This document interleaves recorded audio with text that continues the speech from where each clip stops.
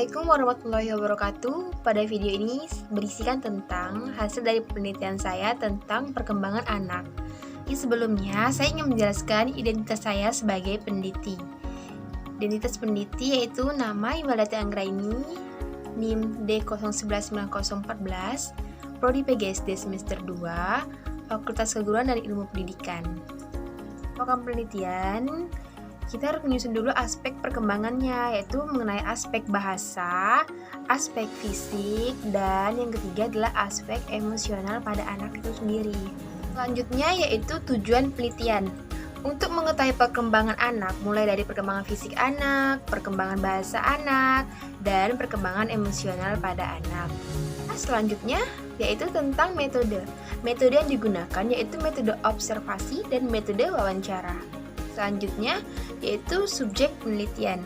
Subjek penelitian yaitu anak yang bernama Popoy. Ini nama samaran yang saya berikan.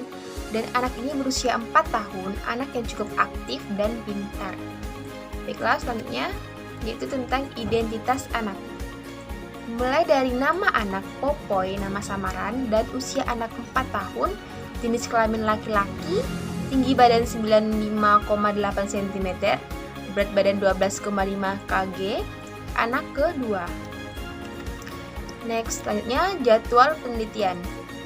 Jadwal penelitian dilakukan seminggu sesudah tugas diberikan, yaitu pada tanggal 13 April hingga 26 Juni.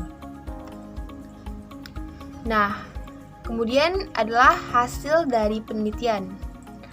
Mulai dari perkembangan fisik anak. Pada usia 1 tahun, anak sudah mulai merangkak hingga berlari dalam waktu sekitar 20 bulan. Kemudian, anak masa ini, ia lebih cenderung tidak stabil saat berjalan. Dan kemudian, berat badan si kecil sekitar 3 kali berat badan lahirnya. Perkembangan anak usia 2 tahun, semakin kreatif, mulai mengeksplorasi berbagai cara untuk berpindah dari satu tempat ke tempat lain, dan seperti anak sudah mulai merangkak, berjalan, berlari, melompat, dan memanjat. Kemudian pada perkembangan fisik anak usia 3 tahun, si kecil sudah menjadi lebih seimbang dan dapat bergerak dengan mantap. Anak mampu berjalan, berlari, dan memanjat. Kemudian pada perkembangan anak usia 4 tahun, anak sudah terampil berjalan, memanjat, melompat, bahkan berlari dengan kencang. Mampu melempar, menangkap, menendang, dan memantulkan bola dengan baik. Langsung ke selanjutnya, perkembangan bahasa anak. Perkembangan bahasa anak mulai dari usia 1 tahun, anak yang sudah menginjak 1 tahun mampu mengucapkan beberapa kata. Si kecil juga mampu meniru suara-suara dari orang-orang yang berada di sekitarnya. Kemudian perkembangan bahasa si kecil dari umur 2 tahun, di usia ini anak mulai memahami konsep aku, kamu. Dan di usia 2 tahun juga anak mampu mengucapkan kata secara teratur, seperti nenek, kakek, kakak. Dan si kecil juga dapat menunjukkan gambar-gambar yang benar yang berada di sekitarnya.